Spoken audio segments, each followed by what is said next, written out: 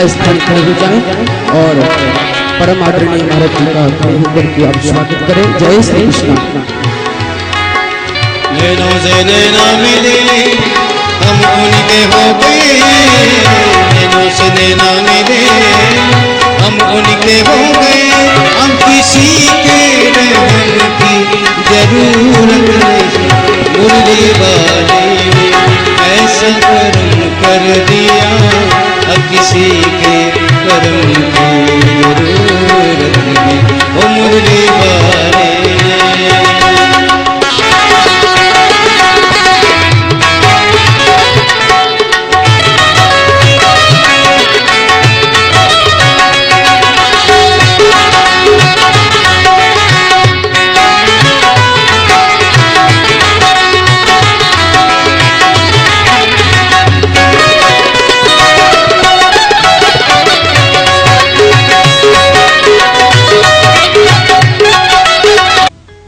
जय श्री कृष्ण।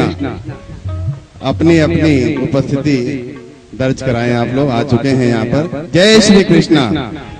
परम सौभाग्य का ये आज द्वितीय दिवस पुरुषोत्तम मास में अनंत श्री विभूषित स्वामी दयानंद वेदपाठी जी महाराज एवं परम पूज्य आचार्य गणेश शास्त्री जी की प्रेरणा से ये अधिक मास में, जिसको पुरुषोत्तम मास भी कहते हैं, स्वयं भगवान कृष्ण ने इसको अपना नाम दिया। ऐसे अधिक मास में मानस मंदिर के द्वारा समय समय पर धार्मिक आयोजन संपन्न किए जाते रहे हैं। पूज्य शास्त्री जी का यही प्रयास रहा कि सभी अनुष्ठान धार्मिक रीति रिवाज से संपन्न किए जाएं और उसी का पालन करते हुए आज ये आयोजन, जिसमें समिति के मंदिर के सभी पदाधिकारी लगभग 2 महीने से परिश्रम अथक कर रहे थे, आज वो समय आ चुका है। इतनी सुंदर व्यवस्था यहाँ पर आप सभी के सहयोग से हुई है। आज द्वितीय दिवस की यहाँ पर हम कथा सुनेंगे। मैं बुलाना चाहूंगा हमारे आज के यजमान, जिन्होंने प्रातःकाल यहाँ पूजा की। हमारे मुख्य यजमान प्रतिदिन के कैप्टन उदय द्विवेदी और जागृति द्विवेदी, और प्रतिदिन के यजमान में आज प्रातःकाल ठाकुर की पूजा करने का जो सुयोग प्राप्त हुआ, श्री सुरेश खंडेलवाल जी को, अगर वो आ गए हो तो कृपया मंच पे पधारें। साथ में ही श्री सुभाष सुनेजा जी सपत्नीक, इन्होंने प्रातः यहाँ मंच व्यासपीठ की पूजा की। आप कृपया मंच पे पधारें, सपत्नीक पधारें।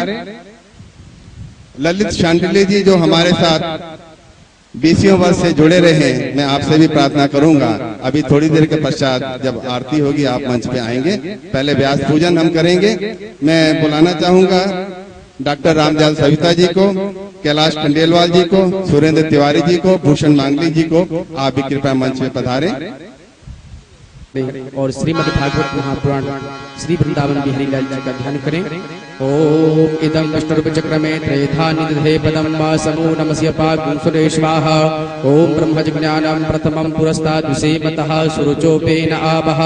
सबुद्र्या उपमा अस्य विष्टाः सतस्य जोनिमसतस्य विवाह। ब्रह्मणे नमः विष्णवे नमः भगवते बालकृष्णाय नमः नन्दनन्दनाय नमः।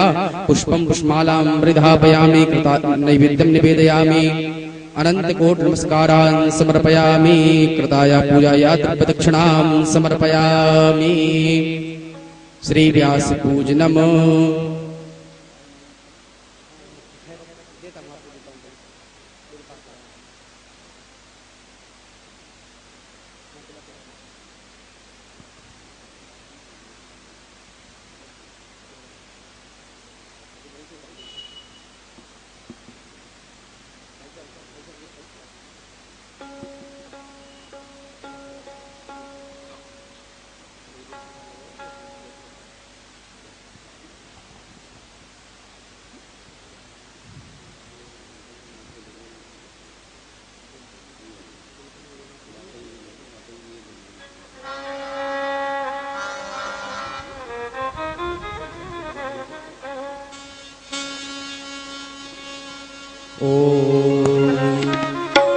ओम प्रहलाद नारद पराशर पुंडरीका व्यासांबरीश सुख शौनक भीष्मदालिभ्यान रुक्मांगदार्जुन वसिष्ठ विभीषणादीन पुण्यानिमान परम भागवतान् नमामि। वाञ्छाकल्पतरुभ्यश्च कृपा सिन्धुभ्य एव च पतितानां पावनेभ्यो वैष्णवेभ्यो नमो नमः। श्री व्यास भगवान की जय। श्री सद्गुरुदेव भगवान की जय। जय जय श्री राधेश्याम।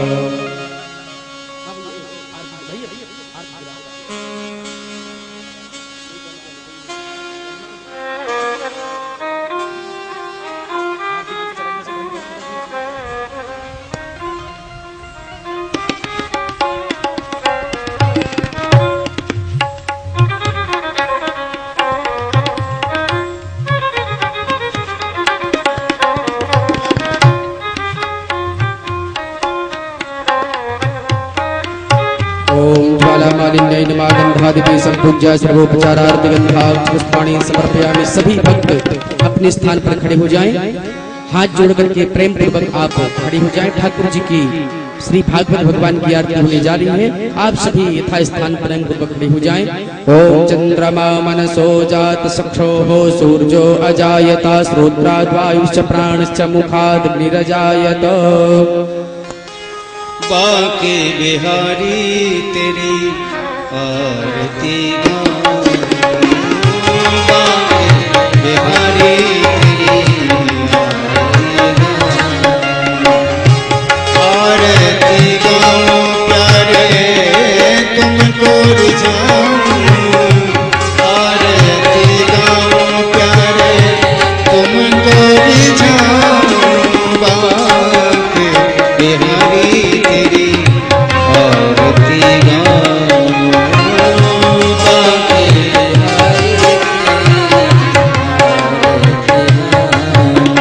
मोर मुकुट प्यारे शीश पे सोए, मोर मुकुट प्यारे शीश पे सोए, प्यारी बंसी मेरा मन मोहे, प्यारी बंसी मेरो मन मोहे, या बंसी के मैं बल बल जाऊं, बाके बिहारी तेरी आरती गाऊं, चरणों से निकली है गंगा प्यारी, चरणों से निकली है गंगा प्यारी, जिसने सारी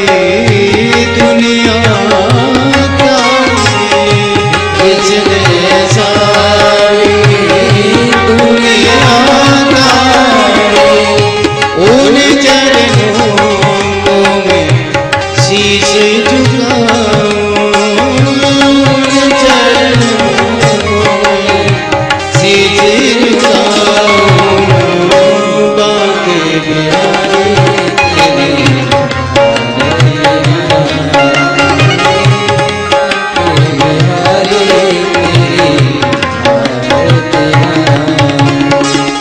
दास अनाथ के नाथ आप हो, दास अनाथ के नाथ आप हो, सुख दुख जीवन प्यारे साथ आप हो, सुख दुख जीवन प्यारे साथ आप हो, निस दिन तेरा ध्यान लगाऊं, निस दिन तेरा ध्यान लगाऊं, बाके बिहारी तेरी आरती गाऊं, बाके बिहारी तेरी आरती गाऊं, श्री हरिदास के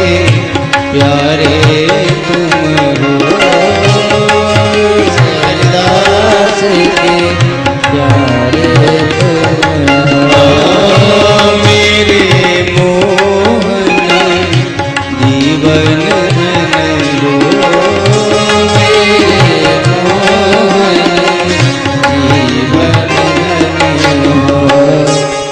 युगल छवि के मैं तो दर्शन पाऊं, युगल छवि के मैं तो दर्शन पाऊं। तेरी हरी तेरी आरती तेरी हरी तेरी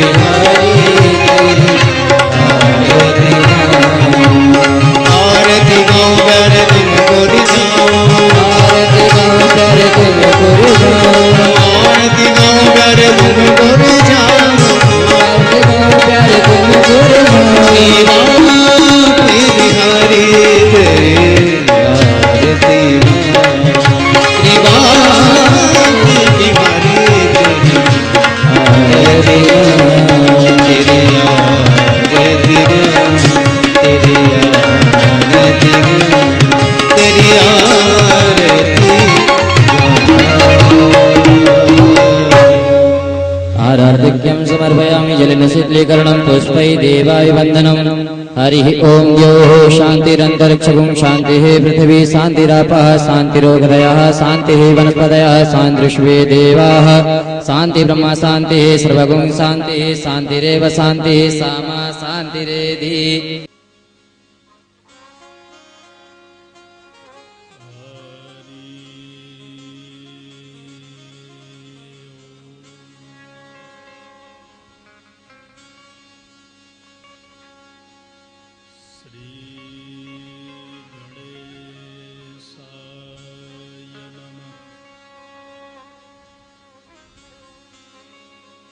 श्री सरस्वत्यै नमः।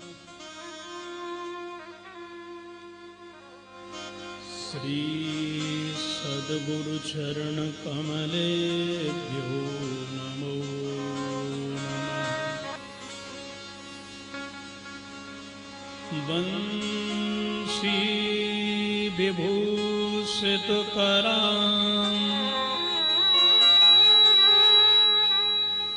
नवनीरदाभात्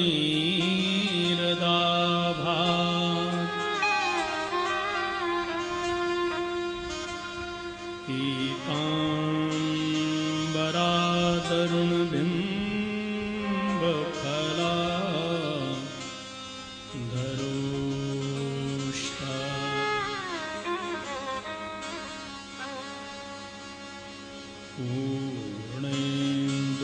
पूर्णेन्दुसुन्दरमुखा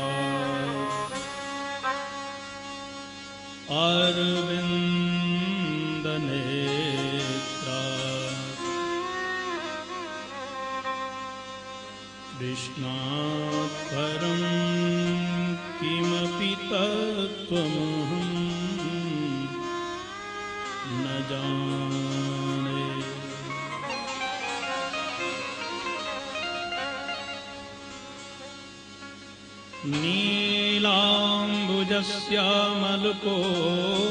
नीलाम्बुजश्यामलकोमलाङ्गं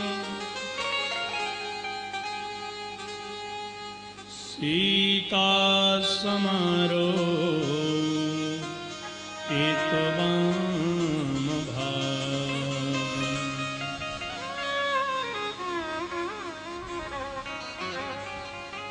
पाणौ महासायकचारुचापम्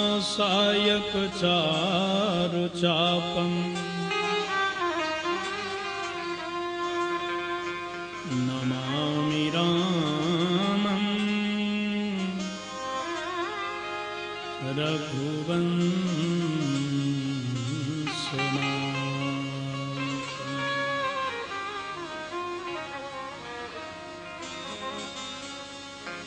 नारायणं नमस्कृत्य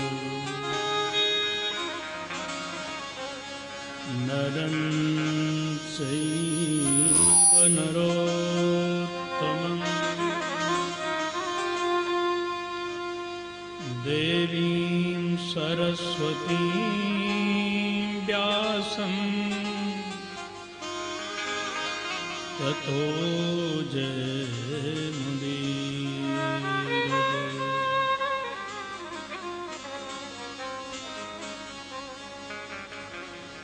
भवानी शङ्करौ वन्दे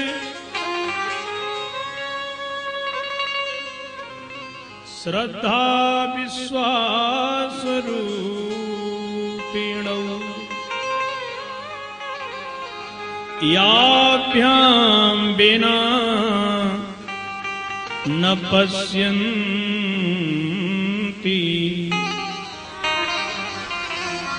सिद्धा स्वान्तस्तमीश्वरम्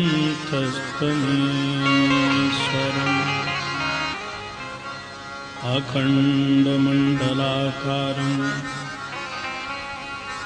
व्याप्तं येन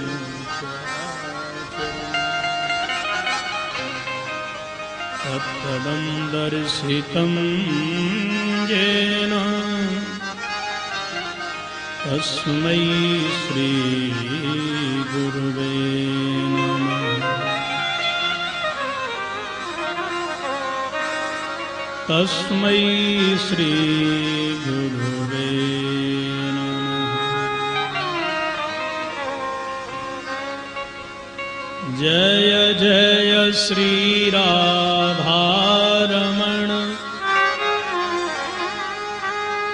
जय जय नवल किशोर जय गोपीच कचोर प्रभु जय जय माखन चोर।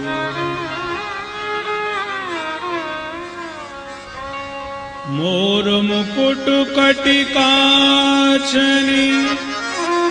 कर मुरली और माल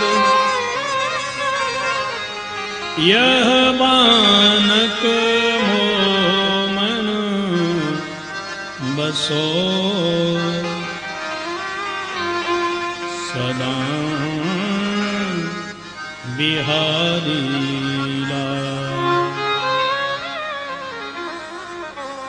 बोलो वृंदावन बिहारी लाल की जय। हे गोपाल राधे कृष्ण गोविंद गोविंद हे गोपाल राधे कृष्ण गोविंद गोविंद हे गोपाल राधे कृष्ण गोविंद गोविंद हे गोपाल राधे कृष्ण गोविंद गोविंद।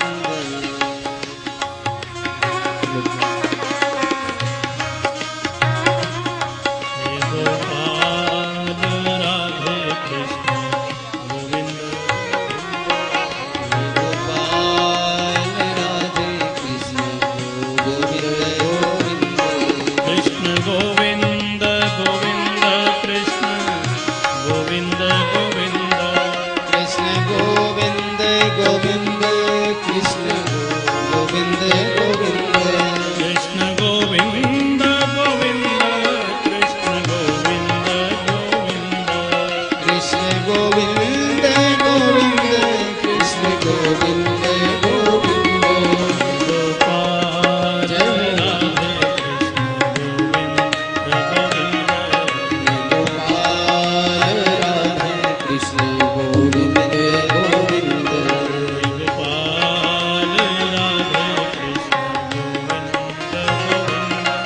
हे गोपाल राधे कृष्ण गोविंद गोविंद। श्री राधे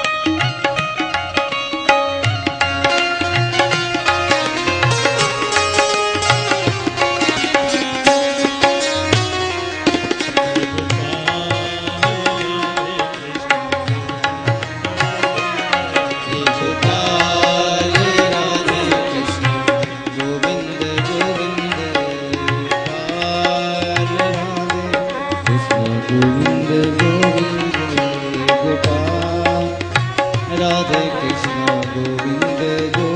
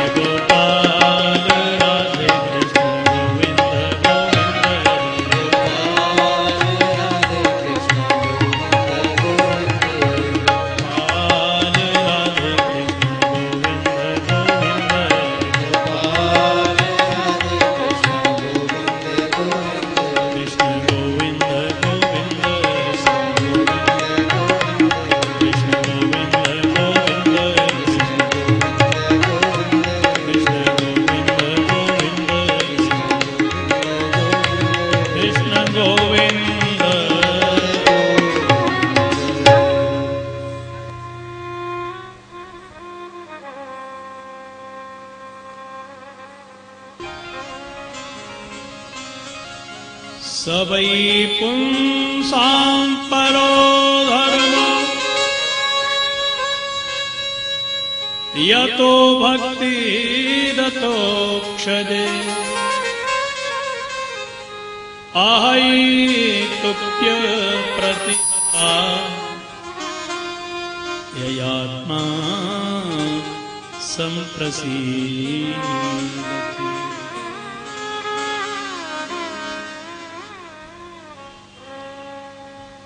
परम मंगलमय परात्पर अखिलेश्वर भगवान श्री बालकृष्ण प्रभु की वाङ्मयी प्रति स्वरूपा श्रीमद् भागवत महापुराण। प्यारे तथा श्रोता सज्जनों, भक्ति स्वरूपा माता एवं बहनों, हमारे विश्व भारती गीता रामायण संस्थान एवं मानस मंदिर की ओर से ब्रह्मलीन स्वामी दयानंद वेदपाठी जी महाराज एवं ब्रह्मलीन गणेश शास्त्री जी महाराज की पुण्य स्मृति में हम सब इस साप्ताहिकी भागवत कथा का श्रवण लाभ प्राप्त करने के लिए बैठे हैं। कल हम सुन रहे थे कि धुंधकारी जैसे पातकी का भागवत की कथा श्रवण करने से परम कल्याण हो गया। विमान आया, उसमें धुंधकारी बैठा, सिद्ध होकर के सीधा वो है परम धाम को चला गया।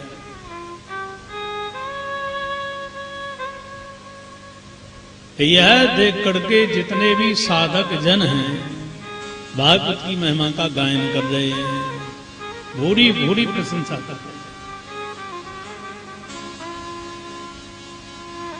भागवती कथा भगवान से मिलाने वाली है। नर को नारायण से मिलाने की यह दिव्य औषधि है। प्राणी मात्र के लिए परमेश्वर के पास में रास्ता दिखाने का एक सुगम और सरल सहज एक रास्ता है। वारे इसको सुनो, समझो। कथा देखो लाभ कब करती है? आप श्रवण करिए, फिर मनन करिए और इसके बाद में निधिध्यास में लाइए तो कथा का लाभ पूरा पूरा मिलेगा। हम पहले तो श्रवण नहीं करते सांगोपांग, और श्रवण कर लिया तो मनन नहीं करते, ऐसे ही है। और मनन यदि कहीं करने लगे तो उसको जीवन में नहीं लाते हैं साहब। इसलिए यह कथा रूपी भोजन हमारे लिए बल नहीं देता है। मीरा जी ने तो केवल एक बार जीवन में ठाकुर जी के दर्शन कीने, और वह भी स्वप्न में। माई मैंने माने सपने बड़ी गोपाल। अरे मैया तू मेरी सगाई शादी करने के चक्कर में है, मेरो ब्याह तो रात्रि की बेला में है गयो। मीरा बोली कौन के? मैया बोली मीरा कौन के साथ में तेरी सगाई भई ब्याह भयो? बोले मैया सपने बड़ी गोपाल। ठाकुर जी ने मेरे गले में माला पहनाई, मैंने उनके गले में माला पहनाई, और पीताम्बरधारी स्वप्न में मेरा दूल्हा बन करके आया। अब तो मन के द्वारा मैंने मनमोहन को अपना पति बना लिया, अब किसी को स्वप्न में बना भी नहीं सकती।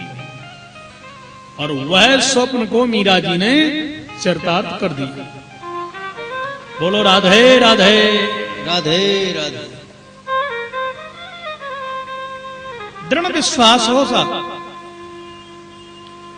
कल हम श्रवण कर रहे थे, एक श्लोक की व्याख्या व्यास जी ने, दूसरे की सुखदेव जी ने, तीसरे की श्री सूत जी महाराज ने व्याख्या करी। 30 श्लोक बड़े अद्भुत हैं मंगलाचरण के। भागवत जी में 6 प्रश्न हैं। सर्वप्रथम प्रथम स्कंद में सूत जी से सौनकादि ऋषियों ने पूछा, महाराज आप कृपा करके केवल इतनी बात बताइए, जीवन में मानव का कल्याण किस साधन में निहित है? जीव का, प्राणी मात्र का कल्याण कैसे होगा? कृपा करके इतनी बात बताइए। दूसरा प्रश्न है, महाराज कवियों ने जिसको ज्यादा गाया है वो कौन है? जाकी प्रशंसा ज्यादा होए, अखबार में ज्यादा जाकी प्रशंसा होए, फोटो आए, टीवी में जाकी ज्यादा न्यूज आए, तो कोई प्रभावशील तो होता ही है। तो महाराज बड़े बड़े प्रबुद्ध जनों ने, कवियों ने जिसकी महिमा गाई है वो कौन है? तीसरा प्रश्न है, शास्त्रों का सार क्या है? और महाराज कोई कहता है वेद श्रवण करो, वेद पढ़ो, कोई कहता है शास्त्र श्रवण करो, कोई कहता है पुराणों की कथा सुनो। अब महाराज व्यापार से धन कमाएं कि खेती करें या पढ़ाई लिखाई करें, ये जीवन तो अल्प है, कब मौत की घंटी बज जाए कोई पता नहीं। इसलिए आप तो हम संसारी जनों के लिए शास्त्र का सार बताइए।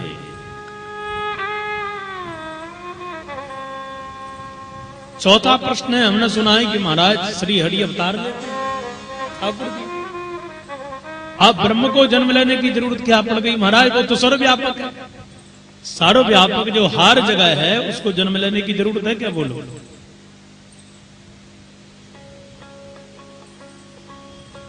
उसने जन्म क्यों लिया?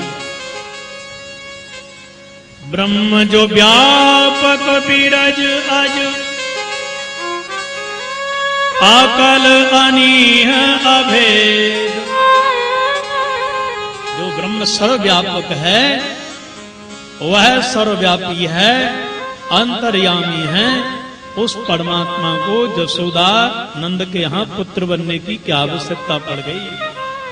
आप ये हमारी शंका मिटाइए। अच्छा महाराज, पांचवा प्रश्न यह है कि जन्म लिया, उस प्रभु ने अवतार लिया, तो उनके चरित्र क्या क्या हैं? आप उनके चरित्र सुनाइए। और छठवां प्रश्न यह है कि स्वाम काष्ठा मदनोपेते धर्म कंसरणम गता। जब वही मुरलीधारी वह ठाकुर लीला का संवरण करके साकेत को प्रस्थान कर गया, तो धर्म किसकी शरण में गया? बस महाराज 6 प्रश्न है, इनका उत्तर दीजिए। और सुखदेव जी को प्रणाम करके सूत जी महाराज बोले, भैया जीव का परम कल्याण यदि निहित है तो वो केवल हरि भक्ति में है। बिना हरि भक्ति के, बिना भजन के भवसागर से प्राणी तर नहीं सकता है। ये भक्ति का। और भक्ति भी 2 प्रकार की है, अहेतु की भक्ति और अप्रतिहता। ये कौन सी है माना? बोले भक्ति अहेतु की माने बिना कारण के करो। हम भजन तो करते हैं, भक्त तो सब हैं सब। ऐसा कोई प्राणी है जो भक्त ना हो सकता? अरे कोई धन का भक्त है, कोई घरवाली का भक्त है, कोई पिताजी का भक्त है, कोई समाज का भक्त, सभी भक्त हैं साहब। पर भागवत भक्त जो है उसकी श्रेणी सर्वप्रथम उच्च श्रेणी में इसकी गणना होती है। यही सच्चा भक्त है। और तो सबके सब बेकार। भज सेवाएं धतु से ही तो देखो भक्ति सब बनता है ना। तो सेवा करिए किसकी? संसार की नहीं था। बोले सेवा करो केवल जगतपति श्री ठाकुर जी की। इनकी सेवा करने से तन भी पवित्र होगा और मन भी पवित्र होगा, और अंतिम समय इन्हीं ठाकुर जी में यह जीव समा जाएगा। लेकिन बिना कारण की करो। और हमारे सिर में भी दर्द यदि होगा तो बिना कारण के साथ कोई राम जी का नाम लेता है क्या? कमर में दर्द हुआ है राम, हे ठाकुर जी, याद आते हैं कि नहीं भगवान? बोलो। शायद बुढ़ापे में कमर दर्द ना होता, सिर में दर्द ना होता, ज्यादा रोग ना घेरते तो हरि स्मरण कोई करने वाला नहीं था साहब। अब तो लोगों की धारणा भी यही है, भजन करना बुढ़ापे में करेंगे महाराज। अब भाई कोई भजन करने को समय है का? अब विचार करो, बूढ़े पड़ोगे क्या? कोई सर्टिफिकेट लेकर के डोल रहा है क्या कि हम बूढ़े पड़ जाएंगे? हम 60 के 80 के 100 वर्ष के हो गए मरेंगे। 20-30 में टपक गए तो। इसलिए हरि भजन करो, ठाकुर जी की सेवा बालापन से ही करो।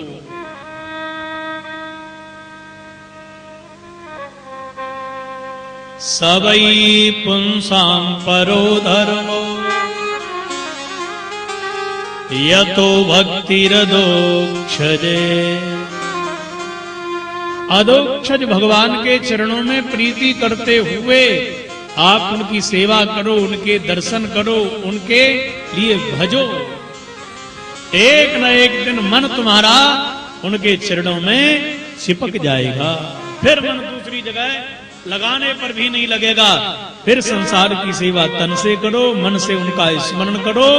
भाव सागर से तरने का यही सरल और सहज उपाय है। और महाराज बिना हेतु के तो मन लगने वाला है नहीं, बिना कारण के कोई मन लगता है? दुकान में घाटा पड़ गया, व्यापार में घाटा पड़ गया, सोई माला लेकर के बाबूजी ने अलमारी में रख दी। बोले बहुत भजन कर लियो, जा जनते भजन कीनो बाई दिन से दुकान में घाटो पड़ो है, व्यापार में घाटो पड़ो। या को मतलब यही भजन मालाई माल से वंचित कर रही है। वो तो ये परीक्षा रही है साहब।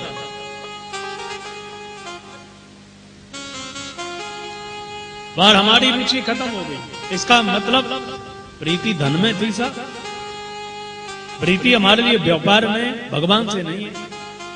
कितना भी घाटा पड़े, कितना भी कष्ट आए, पर ठाकुर सामड़िया हम तेरे हैं, तू मेरा है। और ऐसी घड़ी में जो ठाकुर का स्मरण बरकरार जीव करता रहता है, तो ठाकुर जी अंतिम समय कहते हैं कि अब केवल तू ही मेरा है और मैं ही तेरा हूं, तीसरा कोई संबंध अब नहीं। दृढ़ विश्वास हो। और यदि कारण से भजन करते हो तब बोले वह अप्रतिहता भक्ति। मन आहार निसहारी स्मरण करो, ठाकुर जी का स्मरण करो। रात्रि में सवेरे आहार निस प्रभु का स्मरण करते जाइए। सवेरे उठो तो ठाकुर जी को नाम लो, और रात्रि में सोने लगे तो भी ठाकुर जी को नाम लो। यदि ठाकुर जी को नाम लेकर के सोओगे तो 6 घंटे तक वो भजन जो सो रहे हो आप, 7 घंटे 8 घंटे वो भजन चलता है। और टीवी देख करके सोगे तो वो पिक्चर जो देख करके आप सो रहे हो, वो 6 घंटे पिक्चर देखने का जो भी आपको पाप लगे पुण्य लगे वो भगवान जाने, वह लगता रहेगा। इसलिए हरि स्मरण करके शयन करिए और ठाकुर जी का स्मरण करके जागिए, तो आपके 24 घंटे हरि भक्त में व्यतीत होते रहेंगे। प्रेम से बोलो जय श्री कृष्ण। जय श्री कृष्ण। इस प्रकार से जब साधक भक्त भजन करता है तो अनायास ध्रुव प्रहलाद की तरह साधक के हृदय में भक्ति मैया के 2 बेटा ज्ञान और वैराग्य प्रवेश कर जाते। जब ज्ञान वैराग्य आ जाता है, और ध्रुव प्रहलाद कहीं पढ़ने गए क्या? बोलो कहीं नहीं गए। लेकिन भक्ति के कारण ज्ञान और वैराग्य स्वतः ही प्रवेश कर गए। और जब ज्ञान वैराग्य भक्ति मैया के आने से प्रवेश कर गए, तो जो भक्ति के पति श्री हरि हैं, श्री नारायण हैं, वो ठाकुर जी भी स्वतः ही आकर के साधक के हृदय में विराजमान हो जाते हैं। श्री वृंदावन बिहारी लाल की जय। बस वह परम तत्व जैसे ही आया और धीरे धीरे उस परम तत्व की अनुभूति हमारे लिए अनेक रूपों में होने लगती है। जीव की जब तत्व की जिज्ञासा होती है तो वह तत्व एक रूप में नहीं, अनेक रूपों में, जो प्रमुख रूप से 24 अवतारों में आए हैं, उनकी यहां चर्चा गाई है। और वर्णन करते हैं इन्हीं 24 अवतारों में श्री नारद जी, और इन्हीं 24 अवतारों में श्री व्यास जी महाराज। व्यास जी ने एक वेद के 4 भाग करे, 17 पुराण बनाए, 18 स्मृतियां, और जब 6 शास्त्रों का निर्माण भी कर लिया तब मन में शांति नहीं हुई। बड़े चिंतित श्री नारद जी ने आकर के अपनी पूर्व जन्म की कथा सुनाई थी और कहा, देखो नारद, देखो व्यास जी, जब तक जीव हरि स्मरण सच्चे मन से नहीं करता है तब तक उसका दुख मिटता नहीं है। कभी कभी स्वार्थ के लिए पुण्य बाधक होता है और कभी कभी परोपकार के लिए किया हुआ पाप भी वह जीव का कल्याण कर देता है। तो तुम अपने ज्ञान के विस्तार के लिए वेद पुराण शास्त्रों की रचना कर रहे हो, न कि परोपकार के लिए तुम इनकी रचना कर रहे हो। अब मेरे कहने से तुम श्रीमद् भागवत की रचना करो। बहुत वेद पुराण तुमने इतिहास बनाए, यह सब के सब देवताओं के गीत हैं, पर दूल्हा श्री कृष्ण के गीत तो तुमने गाए ही नहीं हैं। इसलिए कृष्ण भक्ति से लथपथ जो ग्रंथ है, ऐसे भागवत पुराण की रचना करो। यह भागवत पुराण आपके लिए परम शांति की अनुभूति प्रदान करेगा। और श्री नारद जी के कहने से श्री व्यास जी महाराज ने सरस्वती मैया के किनारे बैठ करके अब श्रीमद् भागवत की रचना का दिव्य उपाख्यान किया।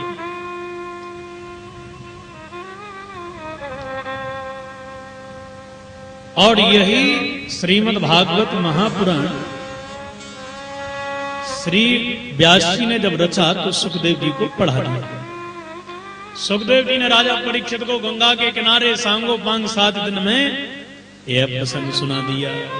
महाराज ऋषियों ने पूछा ये परीक्षित कौन है? तो परीक्षित की चर्चा एक अध्याय में नहीं अनेक अध्यायों में करी। क्यों? बोले इसी के कारण तो यह भागवती गंगा की धारा वही है। इसलिए श्री व्यास जी इस कथा का वर्णन कर रहे हैं। श्री सूत जी महाराज सोनकादि ऋषियों को सुनाए और वर्णन करते हैं। उस समय की बात याद करो जब महाभारत के युद्ध की रचना हो गई। महाभारत का युद्ध हुआ किनके बीच में? कौरव पांडव तो निमित्त हैं, पर सत्यता तो यह युद्ध धर्म और अधर्म के बीच में हो गया। मानो साक्षात पुण्य पाप से भिड़ गया हो तो धर्म का आश्रय ले लिया जिन पांडवों ने, ऐसे पांडवों से अधर्मी कौरव भिड़ गए।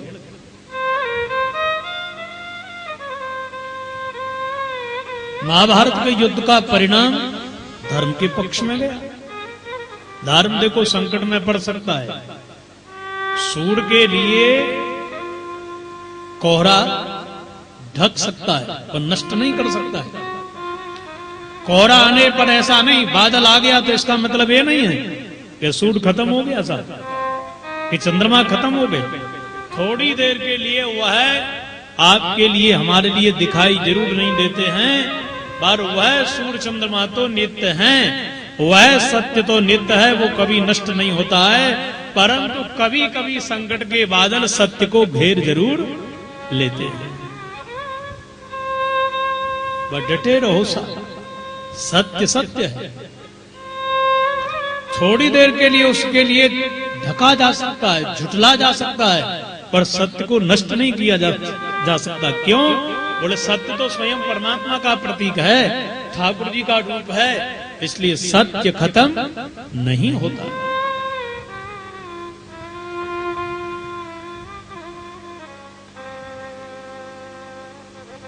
महाभारत के युद्ध में पांडव जीत गए। दुर्योधन भीम के द्वारा अपाहिज हो गया, धरती पर पड़ा, रो रहा है। अश्वत्थामा ने आकर के देखा और अश्वत्थामा बोला भैया ये तेरी दुर्गति किसने करी? रोता बिलखता दुर्योधन बोला तेरे जैसे मित्र होते हुए मेरी ये दुर्दशा।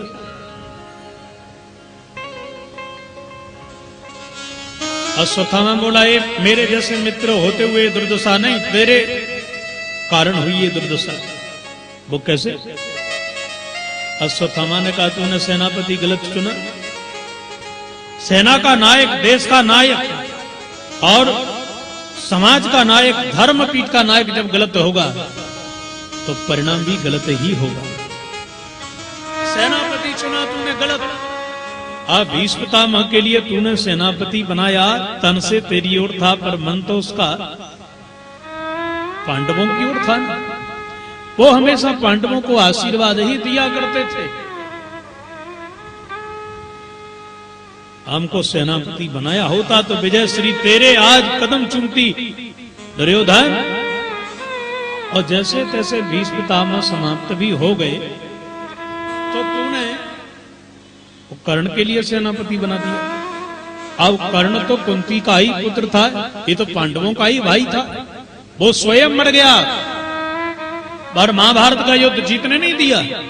और आज परिणाम के तू भी मरने के लिए जा रहा है। दुर्योधन बोला मित्र सेना तो मेरे पास में है नहीं, मैं क्या करूं। जंघा से निकलती हुई रक्त धारा के लिए अंगूठा से अश्वत्थामा के माथे पर तिलक करके दुर्योधन बोला मित्र बिना सेना के सेनापति मैं तुझे बना रहा हूं, जो हुआ वो हुआ, मेरी अंतिम इच्छा पूरी कर देगा। अश्वत्थामा बोला कहो। दुर्योधन ने कहा मैं जी तो नहीं सका सुख से पर मर सकता हूं। वो कैसे? बोले केवल 5 पांडव नहीं, एक पांडव का सिर काट करके तू मेरे कदमों में लाके रख दे बस।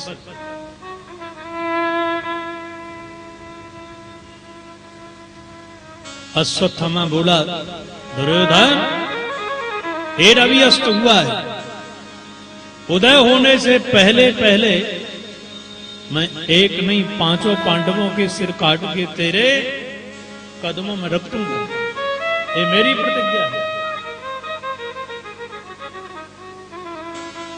और यह गया। पांडव तो द्वारकाधीश प्रभु के साथ में विचरण करने के लिए गए क्योंकि आज ही तो विजय श्री मिली थी। पर सज्जनों आज पांडवों की सैया पर द्रौपदी के 5 पुत्र शयन कर रहे हैं और इस अभागे गुरु द्रोणाचार्य जी के पुत्र ने गलत संगति के कारण 5 पुत्रों के सिर काट लिए,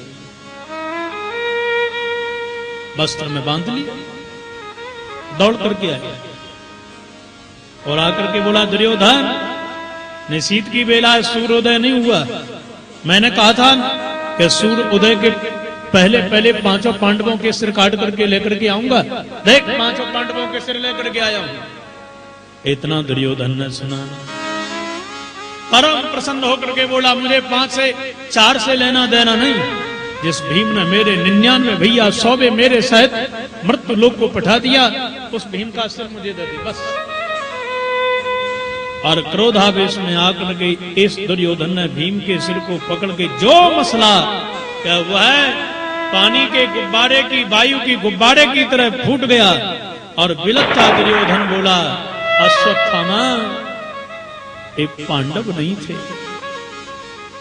ये दुर्योधन नहीं था, ये तो दुर्योधन का पुत्र था।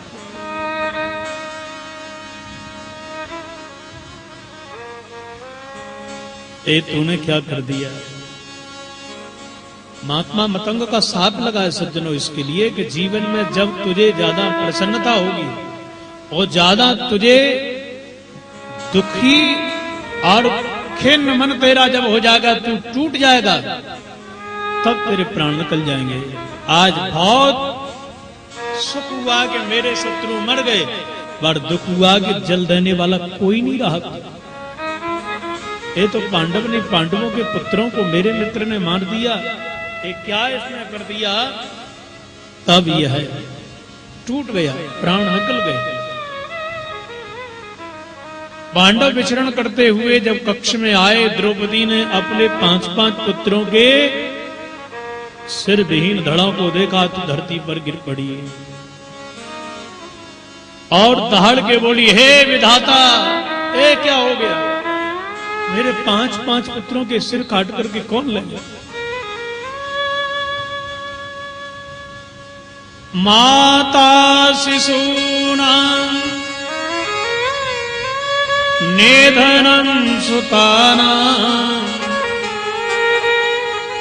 निशम्य घोरं परितप्यमाना तदा रुदत बाष्पकलाकुलाक्षी तां सान्त्वयन्नाह किरीटमाली।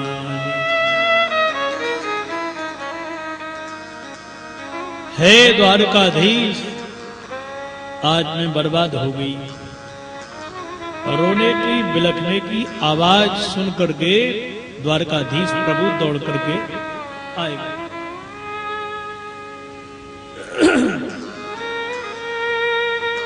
और 5 बेटाओं के केवल धड़ देके, सिर तो है ही नहीं। हे भगवान, ये क्या हुआ? दुर्योधन, नकुल, सहदेव, युधिष्ठिर, भीम सब रो रहे। अर्जुन टूट गया, गांडीव नीचे फेंक करके बोला, केशव अब क्या हो? एक मेरा पुत्र घेर करके दुष्टों ने मार दिया। अभिमन्यु की मृत्यु पर मैं रोया पर शांत रह गया। एक ही पुत्र मेरा गया, 5 तो है ना। और अब तो ये भी नहीं रहे। रोते बिलखते अर्जुन को देख करके भगवान बोले, अर्जुन, क्षत्रिय का पहला धर्म है कि अपराधी को वह दंड दे, इसलिए उठो, अपराधी के लिए दंड दो। और अपराधी कोई और नहीं, वो गुरु द्रोणाचार्य जी का पुत्र है। उन्हें मैं सारथी बनूंगा। और तेरे पुत्र, मैं कह रहा हूं, आवाज लगा रहे हैं कि पिताजी अपराधी को छोड़ना नहीं। सारथी बने द्वारकाधीश, रथी बने अर्जुन। और द्रौपदी से कहा कि उसके रक्त के द्वारा तुम्हारे केसों के लिए मैं जरूर दूंगा, जिसने तुम्हारे 5 पुत्रों को समाप्त किया है। और जैसे ही प्रस्थान किया अर्जुन ने, अश्वत्थामा ने देखा कि अर्जुन मुझे छोड़ेगा नहीं, पीछे आ गया। अब मैं क्या करूं? आगे भाग रहा था कि प्राण बचाने के लिए इसने ब्रह्मास्त्र का संधान कर दिया।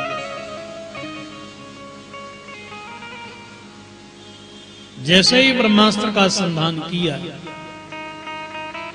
अर्जुन भगवान के चरणों में गिर के बोला, केशव मेरी रक्षा करिए। देखिए अग्नि के समान जलाता हुआ मुझे ये बाण दिखाई दे रहा है, ये निकट में आएगा तो मुझे छोड़ेगा नहीं, आप मेरी रक्षा करो। कृष्ण कृष्ण महाबाहो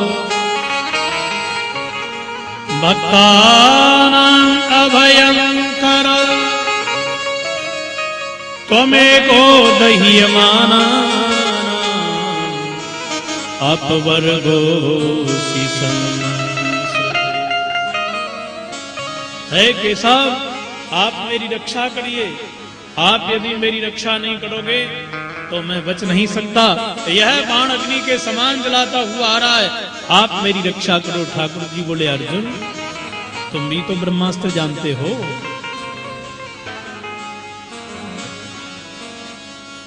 आप भी ब्रह्मास्त्र जानते हो? अरे ब्रह्मास्त्र का काट ब्रह्मास्त्र ही है।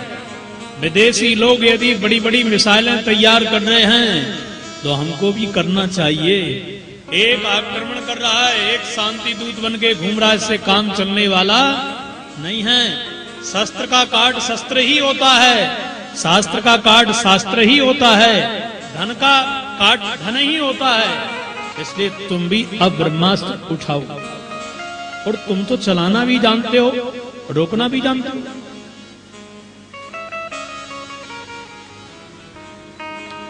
अर्जुन ने आचमन किया साहब, और जैसे ही आचमन करके ब्रह्मास्त्र संधान किया, दोनों टकराए। ऐसी विशाल प्रलय के समान आवाज हुई। एक को छोड़ा और दोनों का उपसंहार भी कर दिया। अर्जुन ने बंदी बना लिया इस अश्वत्थामा के लिए, और बंदी बना करके बांध करके खींचते हुए लाया। और देखिए इस द्रौपदी ने जब निहारा, 5 बेटा सामने मरे पड़े हैं, पर गुरु द्रोणाचार्य जी के पुत्र को निहार के देख करके यह देवी द्रौपदी चीख पड़ी, अर्जुन क्या कर रहे हो? अरे गुरु जी के पुत्र को इस प्रकार घसीटते हुए बंदी बना करके ला रहे हो? नहीं, ऐसा नहीं करिए। उवाच चाह सन्त्यस्य बन्धनानयनं सती मुच्यतामेष ब्राह्मणो नितरां गुरु। अर्जुन छोड़ दीजिए, क्या करने के लिए जा रहे हो? अरे जो करने के लिए जा रहे हो वो ठीक नहीं है, आप इस ब्राह्मण पुत्र के लिए छोड़ दीजिए, ऐसा मत करिए, यह अनर्थ होगा। इसका पिता तुमने युद्ध में मार दिया, अर्जुन इसको मार दिया तो इसकी मैया किसके सहारे रहेगी? मैं नारी हूं, स्त्री हूं, स्त्री की पीड़ा जानती हूं, इसलिए अपने जीते जी मैं इस अश्वत्थामा को मरने नहीं दूंगी। द्वारकाधीश आप कुछ बोलो ना। नारी के दुख तीन हैं, तुम सुनो नंद के छैल, एक विधवा एक पुत्र विरहिणी, तीजो सोत को में। एक विधवा एक पुत्र विरहिणी, तीजो सोत को मिल। अरे स्त्री के ऊपर में सबसे बड़ा संकट यदि कोई है तो वह वैधव्य योग। इसका पिता तो मर गया,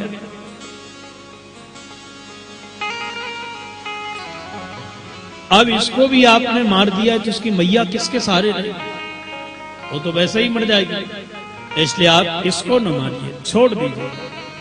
मेरे 5-5 पुत्र समाप्त हुए हैं, पर सत्यता यह कि 5-5 पति तो है ही ना मेरे, मैं तो रह लूंगी, पर इसकी मैया कैसे रहेगी? आप छोड़ दीजिएगा। भीम ने कहा, सुन अर्जुन, क्षत्रिय ने कही यादव का दही और बनिया की बही। अरे जो क्षत्रिय ने कह दिया वह करके ही मानता है, इसलिए तू असली क्षत्रिय है, इसको छोड़ना मत। नन्हे नन्हे पुत्रों का गला काटा है सुदुष्ट ने, इसलिए इसको दंड देना ही है। अर्जुन ने बोला, मैं बिल्कुल मारूंगा, छोड़ूंगा नहीं। द्रौपदी बोली, मेरे प्राण भले ही चले जाएं, पर इस ब्राह्मण पुत्र का सिर कटने नहीं दूंगी। और भगवान ने सोचा कि ऐसा नहीं, पांडव आपस में ही झगड़ जाए। युधिष्ठिर जी और द्वारकाधीश दोनों तटस्थ। अर्जुन बोला, केशव आप तो बोलो कुछ, आप मौन क्यों हैं? अरे मैं शस्त्र उठाऊं या नहीं? शस्त्र उठाने में संदेह जब पैदा हो तो शास्त्र को आप सामने रखो।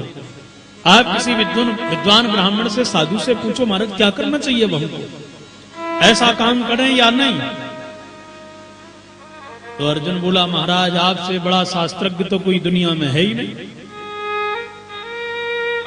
आप ही कृपा करके बताओ मुझे क्या करना चाहिए। अरे बोले, ब्राह्मण के लिए, भजनानंदी साधु के लिए कभी नहीं मारना चाहिए। ब्राह्मण का मतलब जो विद्वान वेद पाठी ब्राह्मण है, संध्या करने वाला है, नित्य हवन करने वाला है, ऐसे ब्राह्मण का तो वध कभी करना ही नहीं चाहिए, क्योंकि यह समाज को दिशा देने वाले हैं, समाज की दशा को सुधारने वाले हैं। भजनानंदी साधु के जहां चरण पड़ेंगे जग पावन होगा, ऐसे साधु को भी नहीं मारना चाहिए। पर हाँ, जीवन में आतताई को छोड़ना भी नहीं चाहिए।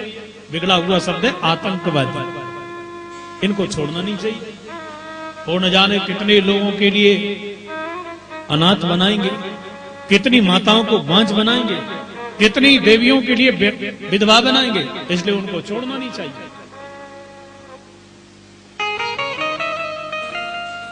ब्रह्म बंधुर्नहंतव्य आतताई बदा।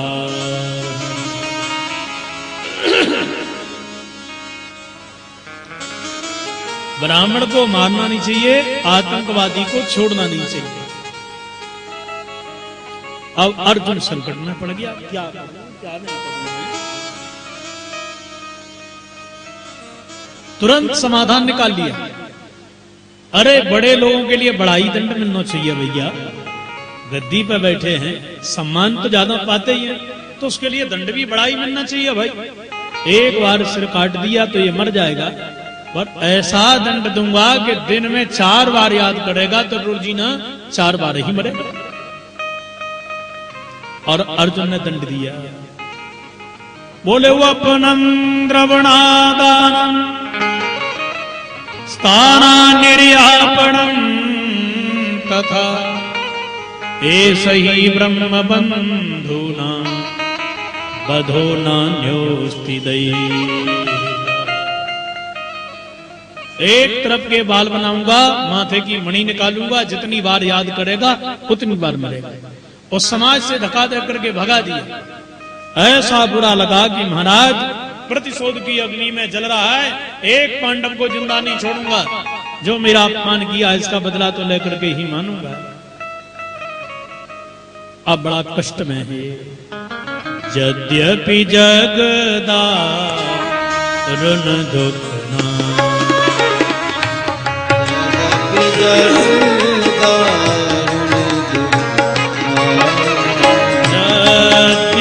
जगदा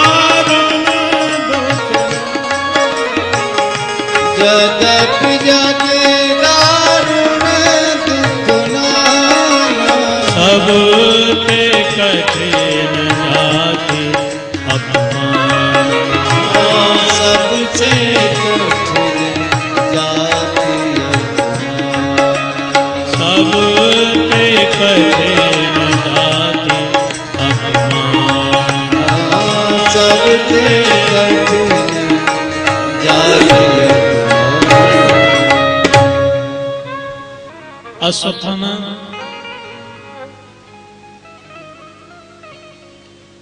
प्रतिशोध की अग्नि में ऐसा जलने लगा साहब कि पांडव द्वारकाधीश को विदा कर रहे थे और इस अश्वत्थामा ने अर्जुन की पुत्र वधू के गर्भ में जो बालक पल रहा है उसको मारने के लिए बाण छोड़ दिया।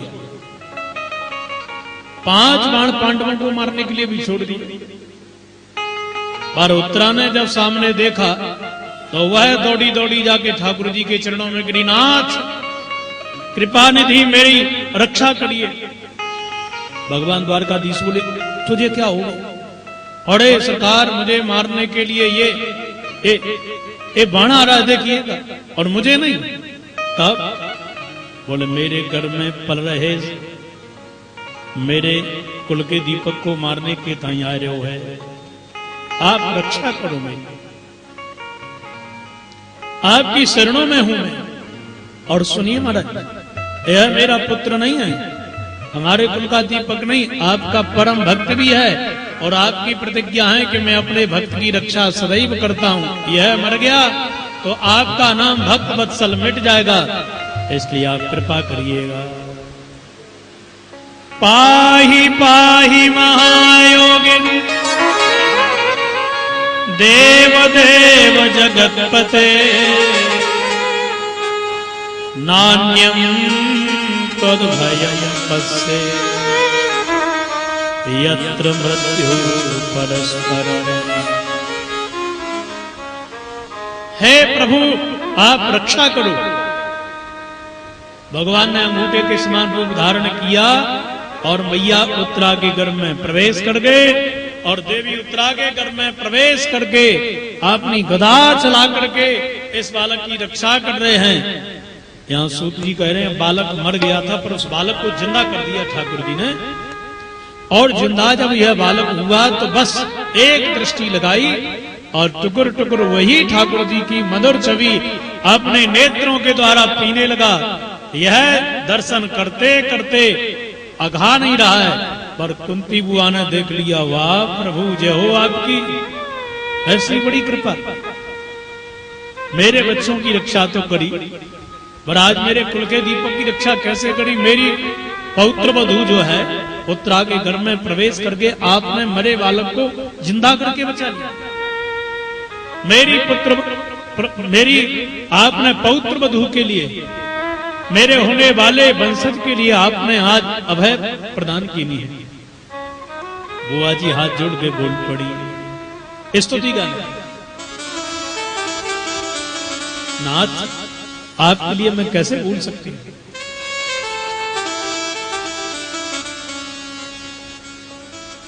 कृष्णाय वासुदेवाय देवकी नंदनाय च नंद गोप कुमाराय गोविंदाय नमो। प्रभु आज पता चला कि जो प्रभु मेरे भतीजे थे, मेरे भाभी के छोड़ा हैं, वह मेरे भतीजे नहीं, यह मेरी देवकी भाभी के पुत्र नहीं, यही यशोदा नंदन हैं, यही मेरे भाई वसुदेव के पुत्र नहीं, यही मेरे नंद बाबा के भी लाला हैं। आप समदर्शी हैं, अपने भाइयों की रक्षा करने के लिए कबू न आए, पर मेरे 5-5 पुत्रों की रक्षा के लिए सदैव मेरे साथ में रहे, मेरे पुत्रों की छाया बन करके रहे। आपने मेरे पुत्रों की रक्षा अग्नि से करी, लाक्षा भवन में करी, जहर से करी, असत सभा में करी, कहां नहीं करी, हर जगह। नाथ, यह आपकी बुआ आज आपकी दासी बनकर के आपसे कुछ मांगना चाहे, दोगे? ठाकुर जी बोले, बुआ यदि कुबेर को खजानो मांगेगी वह भी मैं तुमको बोल का चाहिए। बोले केवल इतनी बात बताओ, पहले दोगे या नहीं? त्रिवाचा बढ़ो। ठाकुर जी बोले दूंगा दूंगा दूंगा। बोलो क्या चाहिए? बोले विपदा संतु न सस्वद तत्र तत्र जगद गुरु भवतो दर्शनम यत् स्यात् अपुनर्भव दर्शनम। केवल इतनी कृपा कर दीजिए, जीवधारियों की आपने झोली में कर्मानुसार जो दुख, जो विपत्तियां, जो आपने संकट डाले हैं, वह आप मेरी झोली में डाल दीजिए। ठाकुर जी बोले, बुआ तेरो पेट ना भरो विपत्तियों ते। अरे जवानी में विधवा हो गई, पुत्रों की सत्ता चली गई, कितने संकट आए, और फिर भी कह रही है विपत्ति। तो कुंती बुआ बोली, नाथ जब संकट आते हैं ना, विपत्ति, तो आपकी याद आती है, और जब आपकी याद आती है ना, तो आपका हम कीर्तन करते हैं। उस याद में, उस कीर्तन में आपकी दया भी टपक पड़ती है। आप दौड़े दौड़े चले आते हैं, बुआ ठीक है ना, जब जब संकट आए हो तब आपकी याद हमने करी, और आपकी याद जैसे ही करी कि आपकी दया भी बरस गई। और एक बात बताऊं, जो पुनः जन्म जिन ऋषि वृंदों का ना होए ना, ऐसे महात्मा गण जब आप दिल्ली में आते हो तो आपके दर्शन करने के टाइम उत्तराखंड से चले आए, और वह महात्माओं के दर्शन जिनका पुनः जन्म नहीं है, जो मुक्तात्मा हैं, जो सिद्ध हैं, ऐसे संतों के दर्शन हमको महलों में बैठे बैठे ही होते रहते हैं। आपसे बड़ा कोई कृपालु होगा क्या? कोई नहीं। बस आप कृपा करो। एक इच्छा है मेरी, आज की शाम मेरे नाम आप यहीं रुक जाओ, और रात्रि की वेला में ठाकुर जी यहीं विश्राम कर रहे हैं। बोलो जय श्री कृष्ण। जय श्री कृष्ण।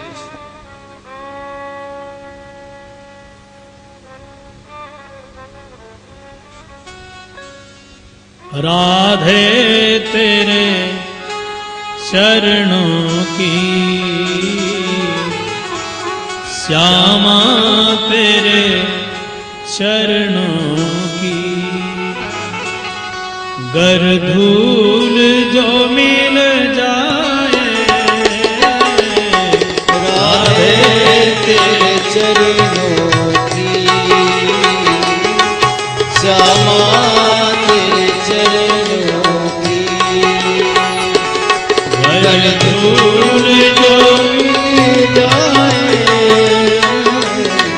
राधे तेरे चरणों की, श्यामा तेरे चरणों की।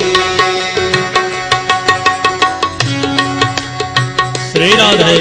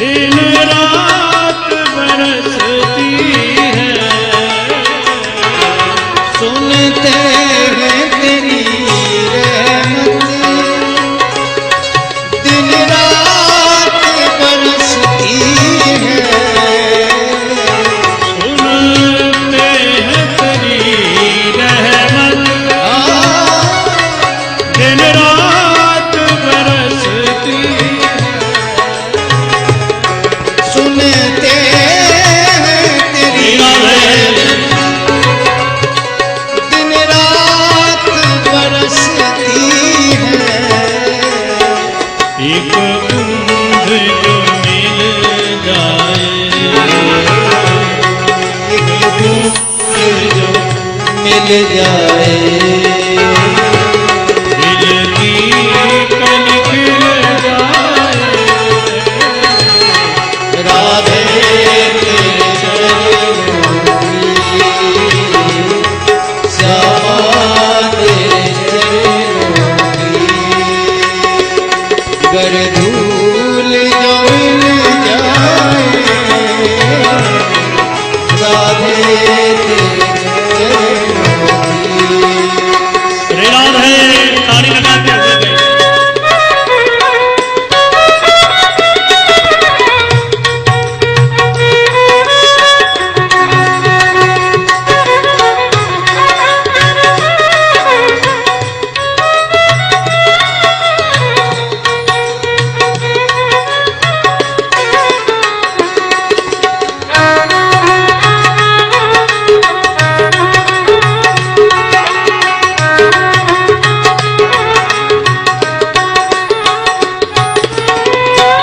ये मन बड़ा चंचल है कैसे तेरा भजन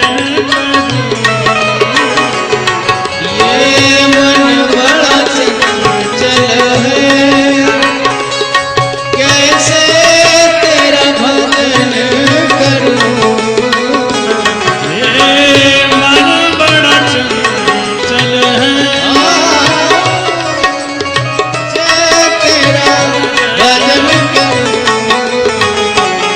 इतना ये समझाऊं इतना ये उतना ही बचल जाए राधे तेरे चरणों की श्यामा तेरे चरणों की गर धूल जो मिल जाए राधे तेरे चरणों की राधे राधे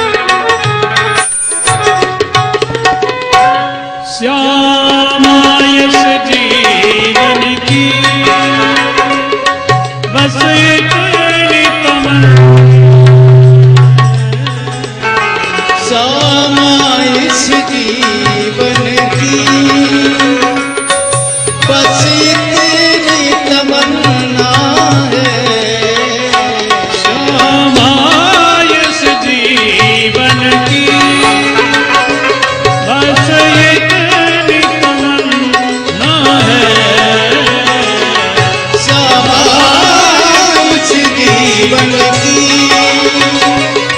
बस इतनी तमन्ना है, तुम सामने हो मेरे, तुम सामने हो मेरे, मेरा दम ही निकल जाए राधे तेरे श्यामा तेरे चरणों की कर धूल जो मिल जाए राधे तेरे चरणों की। हरे राम हरे राम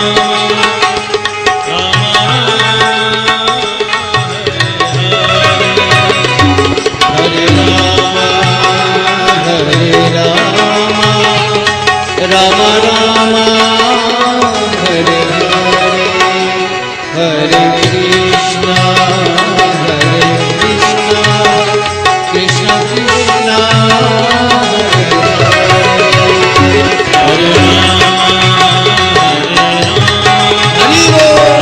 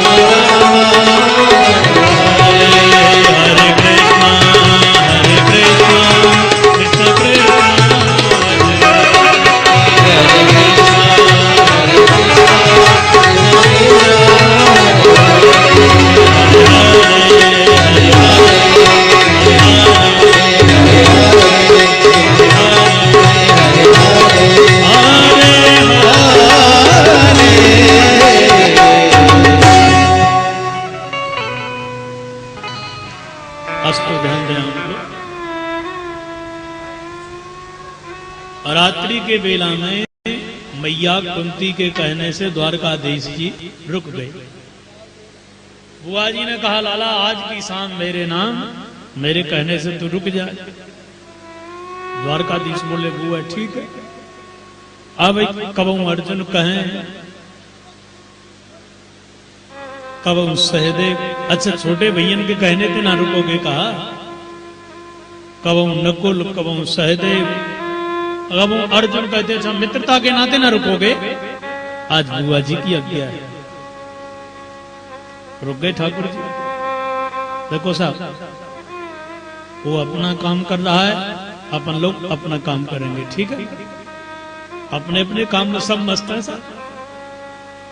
वो ये तो ठाकुर जी की बड़ी कृपा है कि दोनों प्रकार की वर्षाएं हो रही हैं। वो भी तो देख लेना, ऊपर जरा देखें तो सही कितने भक्त हैं। और भगवान की कृपा देखो साहब, पानी न बरसता तो कितनी गर्मी लगती क्या नहीं बोलो।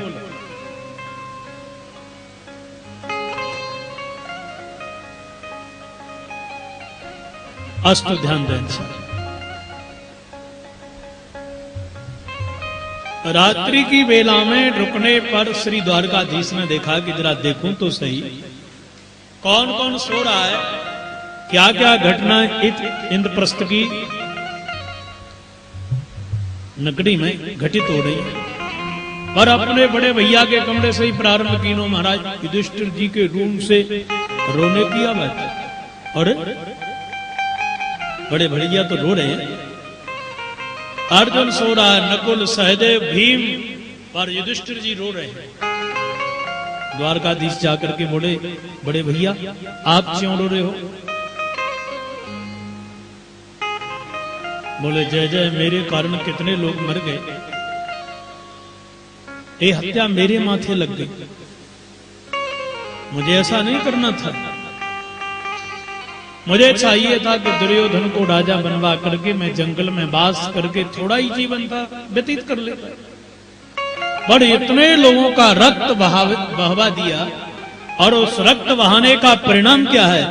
मेरे भाइयों की पत्नी, मेरे भतीजों की पत्नी, कभी कभी मेरे पूज्यजनों की पत्नियां मेरे सामने खाली मांग जब आती हैं, उनका चेहरा कुम्हला होता है, उनके अनाथ बालकों को जब देखता हूं तो मैं टूट जाता हूं।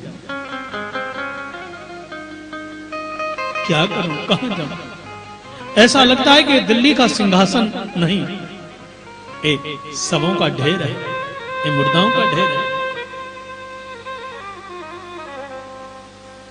भगवान बोले, युधिष्ठिर भैया ये युद्ध मैंने करवाया है, मेरी इच्छा थी ना, मैं न चाहूं तो ये पत्ता हिलेगा नहीं, मैं न चाहूं तो इंद्र की क्या मजाल है कि एक बूंद भी जल की गिर जाए, मैं न चाहूं तो किसी की मृत्यु नहीं होगी, मैं न चाहूं तो सूर्य से गर्मी नहीं निकलेगी, मेरे इशारे से सब होता है, जो कुछ हो रहा है सो मैं करवा रहा हूं।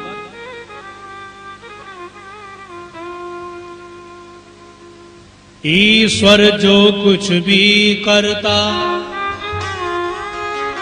वह अच्छा करता है,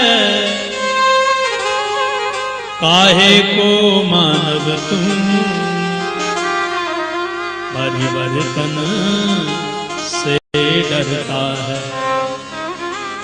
जो मैं कर रहा हूं वो सही कर रहा हूं, ये युद्ध करवाने का पक्षधर में था, वो सही बात तो यही है साहब। भगवान कृष्ण शांति दूत बन करके जाएं और महाभारत का युद्ध फिर भी न टले, ऐसा हो सकता है क्या? बोलो साहब। अरे वो शांति दूत बन के जाते नहीं, केवल मनस्थिति बदल देते तो भी महाभारत का युद्ध न होता। ऐसा ही है, दुर्योधन को ज्ञान दे रहे हैं, दुर्योधन को समझाने वाले साक्षात श्री हरि जब ज्ञान दे रहे हैं और ज्ञान दुर्योधन की बुद्धि में न बैठे, ऐसा कैसे संभव है साहब? और तारा अपने पति बाली को मृत सामने देख रही है, और श्री राम जी ने देखते ही ऐसी कृपा करी, तारा तुम अपने पति बाली के वियोग पर रो रही हो, यदि इसको तुम शरीर मानती हो तो सामने है, आत्मा मानती हो तो आत्मा कभी कटती नहीं, गलती नहीं, सड़ती नहीं, जलती नहीं, वो तो अजर अमर है। जो बाली आत्म रूप है वह तो नित्य है, और जो शरीर है वो तुम्हारे सामने पड़ा हुआ है।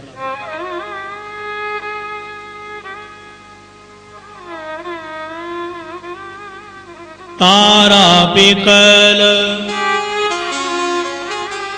देख रघुराया, दीन ज्ञान हर लीनी माया। एक शब्द में ज्ञान दे दिया, पूरी की पूरी मायापति ने माया हर ली। और तारा बोली, महाराज आपने जो किया बहुत अच्छा किया, अब तो केवल इतनी कृपा करिए, आपके चरणों में मेरे पुत्र की तरह मेरी मति भी लगी रहे, यही मैं चाहती हूँ, और कुछ नहीं। तो कहां एक सफाई नहीं वो समझा देते, और कहां पर श्री कृष्ण समझाते समझाते थक गए, पर दुर्योधन के दिमाग में एक बात नहीं बैठी। तो इसका मतलब ये समझाना नहीं चाहते। तो बिना हरि की इच्छा के साहब, हे ठाकुर जी आपकी शरण में बैठे हैं, जो व्यास जी कथा कह रहे हैं, आप हमारे चित्त में यह कथा बिठा दीजिए, मन मंदिर में यह कथा बिठा दीजिए, तो कथा आप सुन पाओगे। नहीं खंबे की ओट लेकर के कुर्सी पर बैठ करके चैन की नींद लेते रहोगे। बोलो राधे राधे, राधे जोर से बोलो थोड़ा, राधे राधे। ऐसा करो जिससे जोर नहीं पड़े। ये तो भैया माइक पहली बार देखा, बहुत जोर ले रहा है। बेस बंद कर रखा है क्या?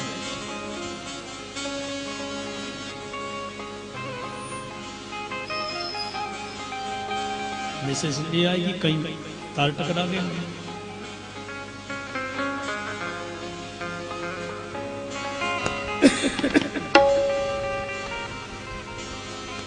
बोलो जय श्री कृष्ण। जय श्री कृष्ण। पीछे वाले भी जोर से बोले थोड़ा सा। श्री राधे राधे। अस्तु दे ध्यान ध्यान से। बहुत कुछ समझाया भगवान कृष्ण ने युधिष्ठिर भैया को, पर समझ में नहीं आया क्योंकि श्री कृष्ण छोटे हैं ना। अरे मेरो छोटो भैया वो को ज्ञान दे रहे हो। बार भगवान ने प्रातःकालीन की बेला में युधिष्ठिर जी को लेकर के कुरुक्षेत्र की भूमि पे सरसैया में पड़े हुए भीष्म पितामह के दर्शन करवाए चारों भैया। बार भीष्म पितामह ने जब निहारा देखा, वाह बहुत बढ़िया, ठीक है, इतनी देर से बेस बंद करके चला रहे।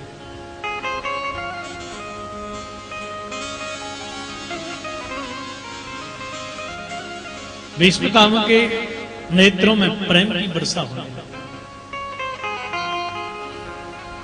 नाथ आप धारे, आज तो मेरा जीवन धन्य हो गया, आपके दर्शन करके मैं कृतकृत हो गया, पर मेरी चरणों की ओर आ जाइए। इसका आप अर्थ का अनर्थ न लगाएं। मैं कहने का तात्पर्य है कि जो सैया पर मैं पड़ा हूं, आप मेरे सिर की ओर हो, आपके दर्शन नहीं कर पा रहा हूं।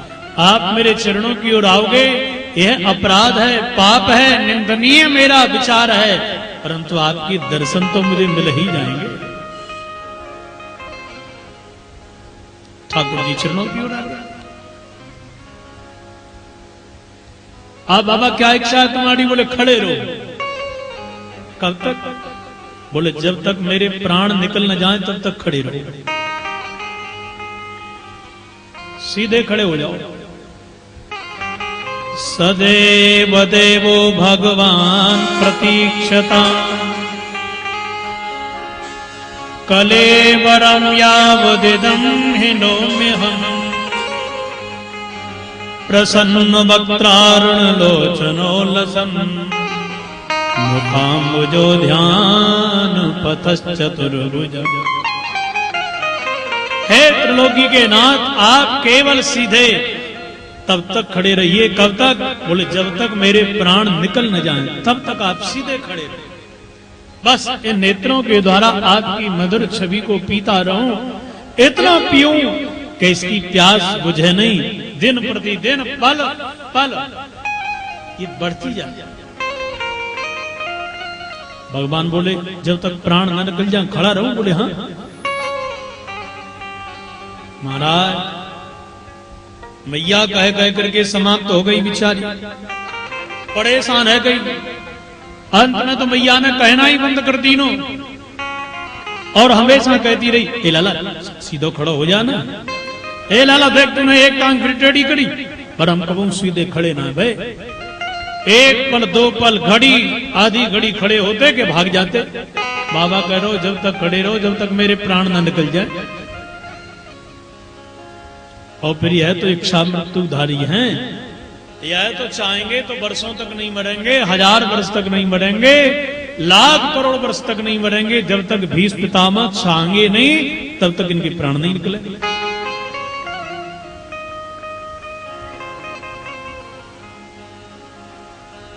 इसलिए भगवान हो गए चिंतित। भीष्म पितामह बोले ना क्या करते हैं सरकार आप? ऐसे नहीं। तब बोले आपकी हंसी पे ही तो दुनिया फंसी है, आप तो मुस्कुराते रहो। आपकी यह जो मिलन कांति आकृति है, जो आपकी हंसी गायब हो गई है, आप शोकाकुल में डूब चुके हैं। ये नहीं, आप तो मंद मंद मुस्कुराइए। आपके ऊपर जब मैं बाण चलाता था, युद्ध करता था, और आपकी मंद मंद मुस्कुराहट जब निहारता था, तो सरकार मेरे हाथों से धनुष और बाण दोनों गिर जाया करते थे। किसी ने दुनिया को लूटा तलवार के बल पर, किसी ने दुनिया को लूटा धनुष बाण के ऊपर, किसी ने दुनिया को लूटा साहब चक्र के अधीन, किसी ने भाला बल्लम के अधीन। पर श्याम सुंदर आपने तो मुरली और मुस्कान पे ही मुझे लूट लिया। वाह,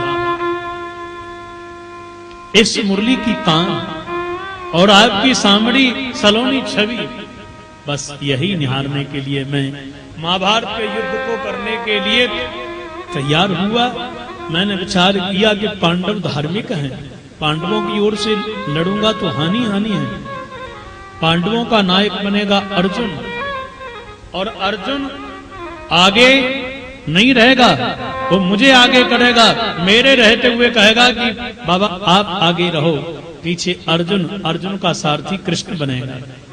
और मैं कौरवों की ओर से लड़ूंगा तो मेरा सामना केवल अर्जुन ही कर सकता है, अर्जुन का सारथी कृष्ण बनेगा। सारथी तो आगे होता है।